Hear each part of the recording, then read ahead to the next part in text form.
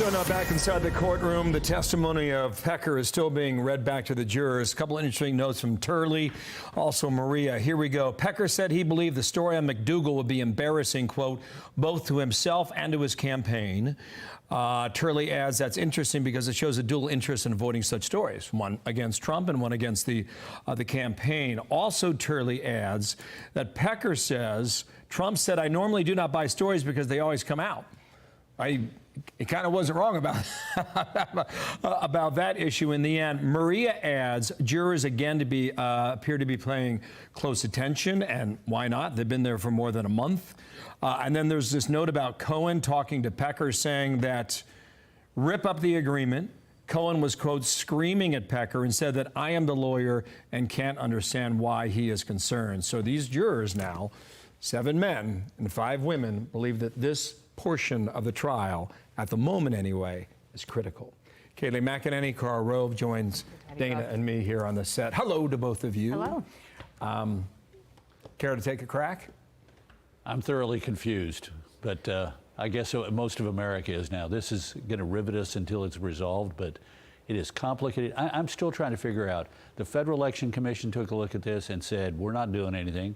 The Biden Department of Justice looked at it and said, we're not doing anything.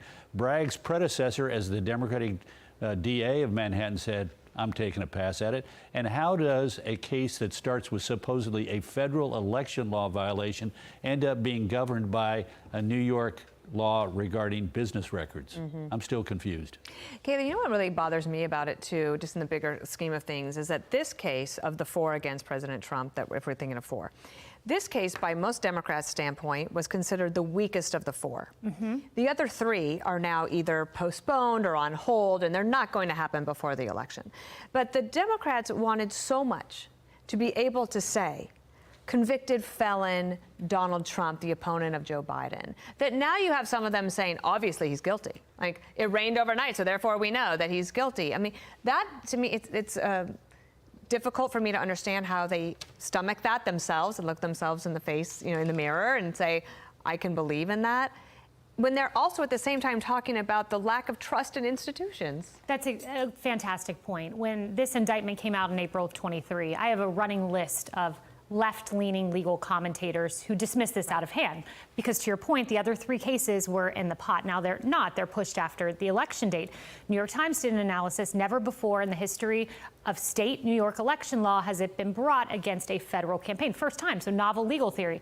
Now all of a sudden you have what I would say intellectually dishonest commentators reversing their point of view because they want what I think the Biden campaign wants, is that convicted felon label.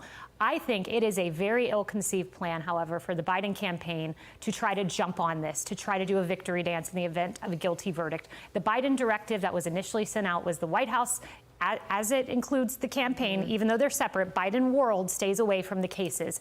I think that was a smart move. I would not touch this with a 10-foot pole, but they are touching it. They're going to touch it, and the Washington Post editorial board editorializes today and agrees with you that they shouldn't do it. Yep. Carl, you write in the Wall Street Journal about the comical aspect of a lot of this.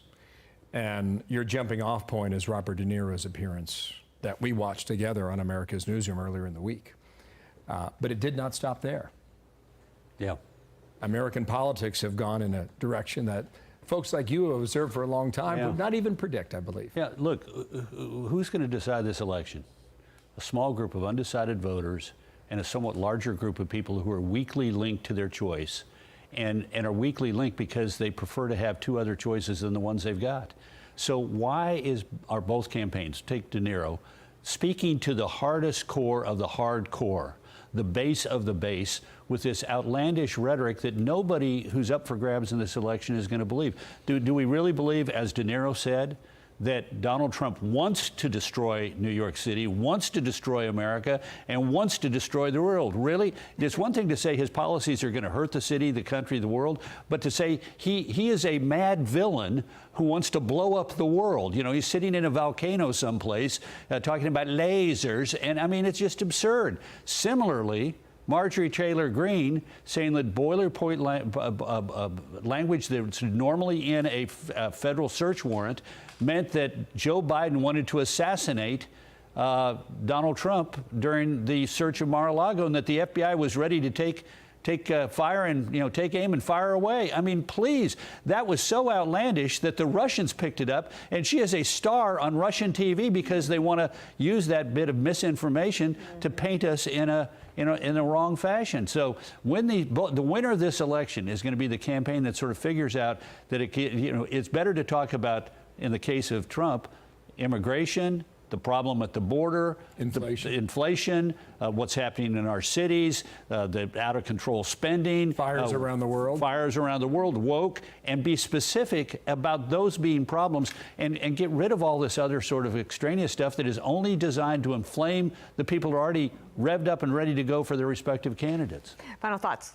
Yeah, I think that's exactly right. Look, there was a Quinnipiac poll on what are you closely following news about. You know what was at the top of that was 62%, inflation, then came immigration, then came election legitimacy, then abortion. At the very bottom was the Trump trial at 42%. So 20% fewer following the Trump trial than inflation. If I'm Trump, let's say there's a conviction. I would say, look, 12 people had their say on a Stormy Daniels payment.